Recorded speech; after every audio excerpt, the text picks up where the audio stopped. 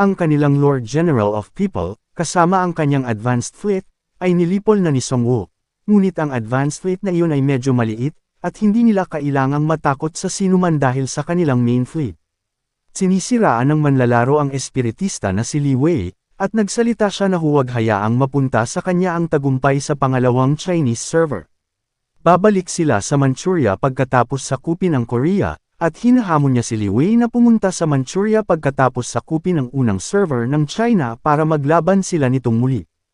Sinabi pa niya na ipapaalam nila sa buong kontinente sa pamamagitan ng pagbabroadcast sa kanilang mga gawain, habang papatayin nila ang The Necromancer upang mapatunayan nila sa lahat na ang Red Revolution Army ay hindi isang grupo ng mga talonan. Pero pagkaraan ng ilang sandali, nagbago ang kanyang ekspresyon dahil nasunog ang karamihan sa kanilang mga barko, at lumubog na ito sa karagatan. Pinobomba sila mula sa himpapawid, at ang mga ibong ito ay talagang pag-aari ng kanilang Lord General of People. Isang malaking lumilipad na halimaw ang papalapit sa kanilang kinalalagyan, at kung susuriing mabuti, ito pala ay si Songwoo na nakasakay dito. Bigla na lang, may ilang skeleton bird ang namamatay matapos mabutas ng blue laser ray. Ito pala ay si Jieshan, na kabilang sa isang cannon shooter at ice wizard class. Siya rin ang kanilang Lord General of Earth, at ang kanyang mga tauhan ay nagsimulang magpuri para sa kanya. Ngunit gaano man karaming mga skeleton bird ang kanyang mapasabog, patuloy pa rin silang nabubuhay. Inutusan ni Jieshan ang Magic Squad na lumikha ng isang barrier at umatras. Ang Magic Squad ay matagumpay na lumikha ng isang malaking nakapaligid na barrier sa kanilang mga barko, ngunit sa ilang kadahilanan, si Songwoo ay tumatawa sa halip na mangamba. Si Songwoo ay umatras pabalik sa isla kasama ang lahat ng kanyang skeleton bird. Ang mga tauhan sa ilalim ng Lord General of Earth ay nakahinga ng maluwag. Lumapit si Jieshan sa announcer na si Quan, at sinabi niyang marami na silang casualty sa loob lamang ng maikling panahon. Siya ay namangha sa mga kakayahan ng The Necromancer, dahil kaya niyang pasabogan ang mga bangkay at kontrolin ng mga halimaw na ibon, na dating pag-aari ng kanilang Lord General of People. Si Jieshan ay isang tuso at calculative na tao, sa palagay niya ay maganda ang kanilang ginawa na unahin ang mga barko ng kanyang mga nasasakupan, kung hindi ay malaki ang pinsala kung ito'y nagsimula sa kanila. Ipinaalam sa kanya ng announcer na ang bilang ng kanilang nasawi ay masyadong mataas dahil nawalan sila ng 8 barko, at mahigit 100 tao ang namatay sa huling pag-atake. Tinawag siya ni Jieshan sa kanyang pangalan, si Quan, at ipinaalam niya kay Quan na hindi ito big deal dahil ang mga bagay tulad ng mga tao ay madali lamang palitan. Medyo natatakot ang mga tauhan na nasa pamumuno niya pagkarinig ito. Sinabi pa ni Jieshan na nakakabahala na ibinobroadcast nila ang lahat dito sa halip na i-edit ang mga image. Ngunit kinakailangan na magpakalat ng maluwalhating gawain sa malayo at sa buong lugar upang ang kanilang Lord General of Heaven ay makabalik sa mainland. Nag-iwan ng sarkastikong komento si Li Wei tungkol sa kanilang general matapos silang atakihin ni Songwoo. Sinabi ni Quan, ipapakita na lang sa kanila ang galing sa pamamagitan ng kanilang comeback. Umangal si Jieshan kay Quan habang sinasabi sa kanila na magsisimula ulit silang mag-stream pagkatapos pugutan ng ulo ang The Necromancer. Tinawag ni Jieshan si Wei para lumapit. Inutusan siya ni Jieshan na maghanda ng isang minigame. Kailangan niyang makapasok sa Ganghwa Island para magrehistro ng minigame para patayin ang The Necromancer. Tinanong siya ni Jieshan kung siya ay may sapat na kumpiyansa na makalusot sa isla, at sinabi ni Wei na madali lamang para sa isang seafarer na tulad niya. Ipinaalam pa niya kay Jieshan na kahit na mapanatili ng The Necromancer ang kanyang pagmamasid sa kalangitan, hindi pa rin niya ito mahuhuli sa malawak na karagatan. Ang mga manlalaro ng isla ay nagtipon sa baybayin, dumating doon si Songwoo, at binabati siya ng lahat sa ginawa niyang pagsalubong sa mga pirata. Iniisip ni Songwoo na hindi ito ang oras para ipagdiwang ang gayong maliit na tagumpay dahil mas malaking grupo ang pirata kaysa sa inaasahan niya. Ang advanced fleet lamang ng kanilang Lord General of Earth ay binubuo ng higit sa 1,000 tao, at ang kanilang main fleet ay magiging halos 3,000, habang sila ay 800 katao lamang sa kanyang panig na dumating upang tulungan sila pagkatapos ng digmaan nila sa mga Red Orc Warriors. Hindi maisip ni Songwoo ang bilang ng mga manlalaro na pangunahing kinabibilangan nila. Dagdag pa dito, malaking bansa ang China, kaya maraming namatay doon nang magsimula ang laro. pero marami rin ang nakaligtas dahil sa kanilang napakaraming bilang. Ipinaalam ni Lee Muyon kay Song-woo na natapos na nilang ihanda ang transportasyon sa Ganghwa Island habang siya ay abala sa mga pirata. Sa sinabi nito, nagsimula silang lumipat patungo sa Ganghwa Island upang pigilan ang pag-atake ng mga pirata. Kinaumagahan, nagpapatrolya si Song-woo sa himpapawid para sa anumang masamang aktibidad. Mayroong humigit kumulang 258 na survivors mula sa Gaedang Island, ngunit 100 lamang sa kanila ang sasali sa laban. Ito ay dahil ang karamihan sa kanila ay namatay noong unang pagsalakay ng mga pirata, at sa mga panahon ng isang matinding digmaan, ang madaming bilang ay talagang napakahalaga. Si Song-woo ay nagsabi kay Lee Muyon na kumuha pa ng maraming tao hanggat kaya niya para italaga bilang mga lookouts. Ipinaalam pa sa kanya ni Song-woo na maaaring salakayin sila ng kaaway tulad ng kung paano niya sila inatake kamakailan. Dagdag pa, hindi siya maaaring lumaban ng kanyang sarili lamang, at nangangailangan ito ng maraming bilang para magkaroon ng lookouts. Ipinaalam ni Lee Muyon kay Song-woo na medyo malaki ang Ganghwa Island, ngunit iminumungkahi ng kanyang tauhan na dapat nilang isali ang lahat maliban sa mga bata. Sinabi ni Song-woo na imposibleng harangan sila, ngunit kailangan nilang malaman kung kailan papalapit ang fleet sa isla sa lalong madaling panahon. Ang mga bata ay motivated na protektahan ang kanilang isla, at ang iba ay nagsabi na kaya nilang lumaban dahil nasa level 3 naman sila at nakapatay na rin ng mga goblins nung nakaraan. Sinabi sa kanila ni Hanho na sila ay masyado pang bata para dito. Ipinaalam ng Griffin Rider kay Song-woo na sila ang mga miyembro ng pamilya ng mga taong pinatay ng mga pirata. Nakita ng mga batang iyon na pinatay sa harap nila ang kanilang mga magulang kaya nagkakagulo sila ngayon. Sinabi ni Jisoo na naiintindihan niya ang kanilang mga damdamin, ngunit kung dumating ang isang punto na ang mga bata ay kailangang lumaban, nangangahulugan iyon na natalo na sila sa laban. Si Song-woo ay nagtatanong tungkol sa lokasyon ng blacksmith shop mula sa Griffin Rider. Ipinatawag ni Song-woo ang kanyang orc skeleton na may dalang mga item mula sa abyss dahil kailangan niyang maghanda para sa paparating na pagsalakay. Pagkaraan ng ilang oras, dumating ang squad ni Huey sa baybayin ng Ganghwa Island. Nakahinga sila ng maluwag matapos tuluyang makarating ng ligtas sa kanilang destinasyon. Inutusan ni Huey ang lahat na magtipon-tipon dahil sila ay papasok sa kagubatan pagkatapos na maisuot ang kanilang mga kasuotan na camouflage. Pagkatapos magsuot ng mga balabal, nagsimula silang magtungo sa kagubatan. Maya-maya, dumating sila sa lokasyon kung saan kailangan nilang mag-install ng isang bagay. Tinanong siya ng isa niyang tauhan kung gagamitin ba talaga nila ang bagay na iyon dito dahil parang sayang sa kanya. Ipinaalam sa kanila ni Huey na ang ibang mga isla ng mainland ay gumagamit ng mga item na mataas ng 2 ranggo kaysa sa isang ito. Ang kanilang mga kaaway ay may mas maraming bilang, pero sila ay nadurog matapos matalo sa larong ito. Ang item na ito ay isang espesyal na mid-rank na minigame generator. Pagkatapos maitanim ang flag na ito, ang lugar ay itatalaga bilang isang lugar ng minigame, na magiging sanhi ng kabuoang 3 plot na mabubuo bilang mga sinasakop na teritoryo. Iba't ibang buff ang ipagkakaluob sa tuwing maaagaw ang isang teritoryo. Kapag nakuha na nila ang lahat ng teritoryo, tatawagan silang Territory Lord, at isang malaking buff ang ibibigay sa kanila.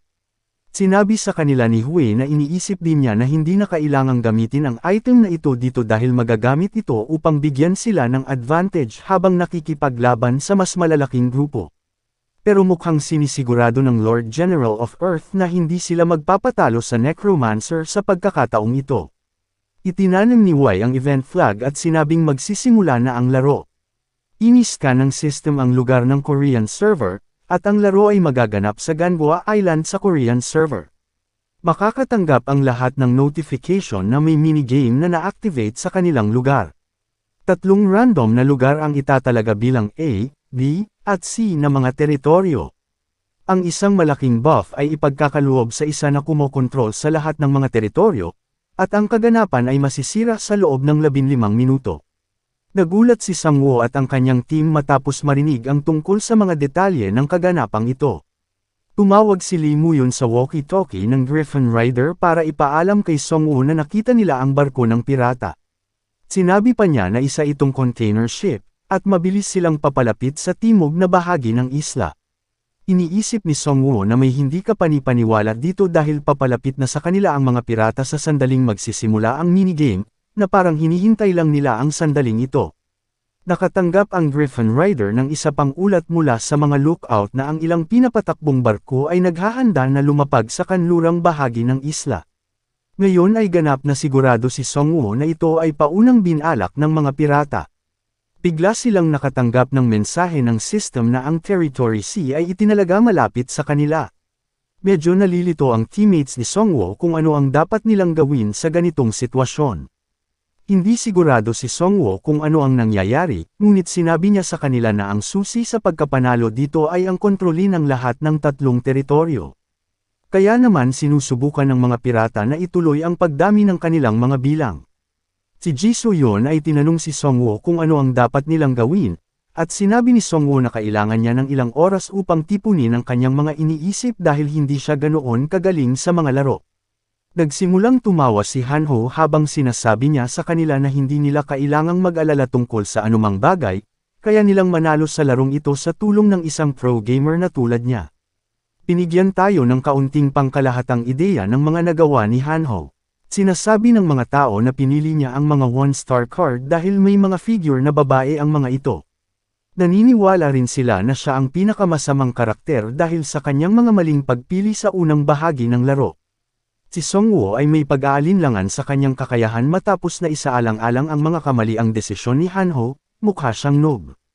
Sinigawan ni Hanho si Songwoo at sinabing, paano siya huhusgahan ng isang lalaki na hindi kailanman nagpalipas ng gabi sa internet cafe dahil wala siyang kaibigan. Ang mga salitang ito ay tumama sa puso ni Songwoo, at ang iba ay sinusubukang pasayahin siya. Ipinaliwanag ni Hanho na siya ay malas sa mga card at gacha games, kaya naman hindi maganda ang mga napili niya.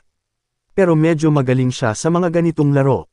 Alam ni Songwoo na mas mababa ang attendance ni Hanho sa college campus kaysa sa kanyang attendance sa internet cafe, kaya tinanong niya ito kung ano ang magagawa nila para manalo sa larong ito. Pagkaraan ng ilang oras, lumipad sina Songwoo at Ji So-yeon sa isla kasama ang mga wyvern. Nakita nila ang flag ng Territory B, na siyang midpoint sa pagitan ng dalawa pang teritoryo ng Ganghwa Island. Si Hanho ang nagsabi sa kanila na mas maganda ang mobility nila kaysa sa mga pirata dahil meron silang mga wyvern, kaya dapat magsimula sila sa pagsakop sa pinakamalapit na base. Karaniwan sa isang laro, magkakaroon ng mga halimaw sa paligid ng base, ngunit wala silang nakikitang mga halimaw sa paligid ng Territory B. May lumabas na notification ng system na nagsasabing sinimulan na nilang kunin ang isang teritoryo at hindi ito maaaring mainto sa gitna.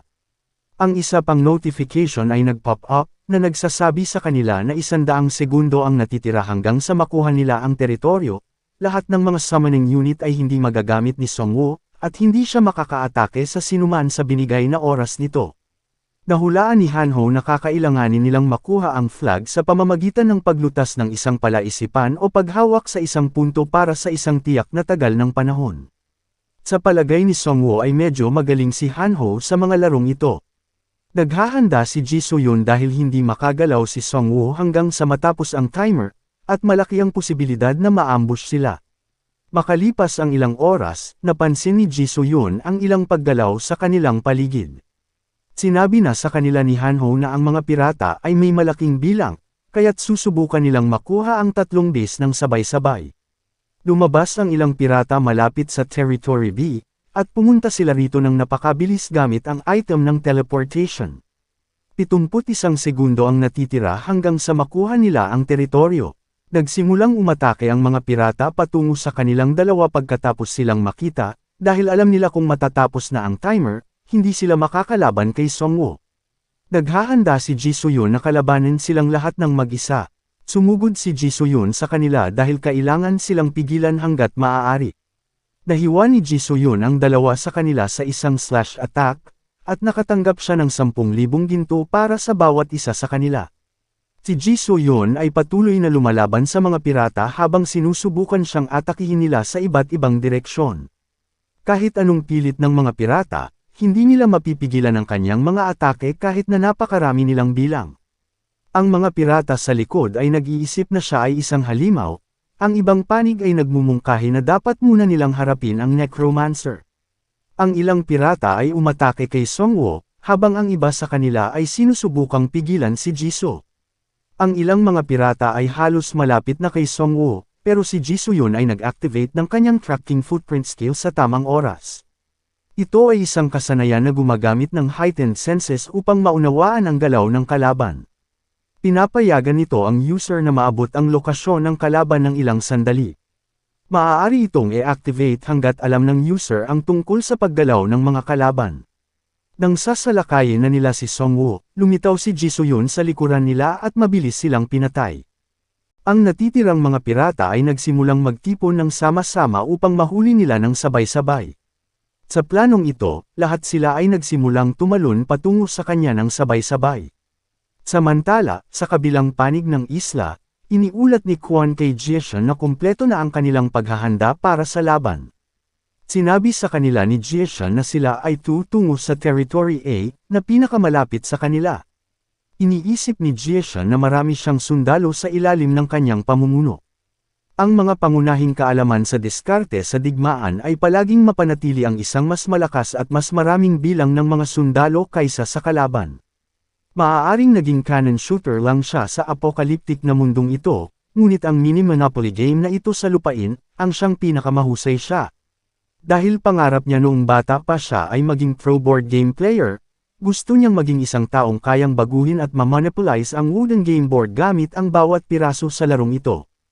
Ngunit nang siya ay lumaki, napagtanto niya na ang landas sa pagiging isang pro board game player ay matagal at mahirap, kaya ang apocalyptic na mundo ay isang bagong pagkakataon para sa kanya at sa iba na sumuko na sa buhay. Dahil sa kanilang Lord General of Heaven na isang kahangahangang tao, wala siyang oras upang isipin pa ang maliit na bagay na iyon. Kaya naman siya ang komo-control ng main fleet sa pwesto niya. Sinabi niya na isang kahihiyan para sa manlalaro ng maliit na bansang ito na harapin siya, pagkatapos ng paghihirap nilang mabuhay laban sa mga halimaw. Biglang may nag-pop up na notification na nagsasabi sa kanila na ang Territory B ay nasakop na ng kalaban, kaya nabigyan ng buffs ang kanilang kalaban, at hindi na nila mababawi ang teritoryo sa loob ng 5 minuto. Ang isa pang abiso ay lumalabas, na nagpapaalam sa kanila na ang depensa ng kanilang mga kaaway ay tumaas ng 30%, at ang kanilang stamina stat ay nadagdagan ng 5%. Nagulat si Kwon nang mabilis na nakuha ang Territory B, at sinabihan siya ni Jisoo na huwag mag-alala dahil nahulaan na niya na masasakop nila ang isang teritoryo. Aniya pa, hanggang dito na lang ang makukuha ng mga Koreano na kulang sila sa bilang ng tao. Ngunit naantala siya ng isa pang abiso, na nagpapaalam sa kanila na ang Territory A ay nakuha na rin ng kanilang kaaway. Ngayon, ang mga Koreano ay may kabuuang 4 na buff na may 20% na pagtaas sa pag-atake at isang karagdagang 5% na pagtaas sa mga istatistika ng lakas. Nagalit si Jisoo dahil mabilis na nakuha ang Territory A, at sinabi sa kanya ni Kwon na wala rin siyang ideya kung paano sila natalo sa 2 teritoryo ng napakabilis. Galit na galit si Jisoo dahil iniisip niya kung alam na ba ng mga Koreano ang tungkol sa mga patakaran ng larong ito, ngunit hindi ito posible dahil ang item na iyon ay isang reward na nakuha nila pagkatapos makumplito ang isang espesyal na quest. Sinabi ni Kwon na wala silang panahon para mag-isip ng ganito, at sinabi ni Jisoo na tama siya dahil malaki ang advantage nila sa bilang. Inutusan sila ni Jisoo na gumamit ng isang detached squad para puntiryahin ang isang territory, habang babawiin nila ang pinakamalapit na Territory A, at sila ay magmamarcha patungo sa Territory C. Pagkatapos planuhin, nang hindi nag-aaksaya ng anumang oras, lahat sila ay nagsimulang umatake patungo sa Territory A. Inutusan ni Kwon ang lahat na huminto habang may nakita silang kakaiba. Mayroong maraming mga patay na katawan ng mga halimaw na nakasalansan sa kanilang dinadaanan. Alam ni Jisoo na maaaring sumabog ang mga katawan na ito, dahil maaari silang maging bitag na itinakda ng necromancer. Nagsalita si Jisoo na huwag makipagsapalaran at umiwas sa paligid ng mga bangkay. Ngunit huminto sila pagkatapos na masaksihan ang higit pang mga bangkay sa iba pang mga daanan. Si Jisoo ay sumasabog sa galit habang ang mga bagay-bagay ay hindi na nakokontrol. Inutusan niya ang mga mage na sunugin ang mga bangkay gamit ang kanilang flame magic. Nagsimula ang pagsabog sa buong kagubatan sa Ganghwa Island habang sinusubukan ng mga pirata na kumilos ng agresibo patungo sa kanilang target. Ang Griffin Rider ay nag-aalala dahil ang mga pirata ay nagsisimulang tumungo sa kanila kapag ang mga bangkay ay nawasak doon, pero sinabi ni Hanho sa kanya na huwag mag-alala dahil inaasahan na niyang mangyayari ito.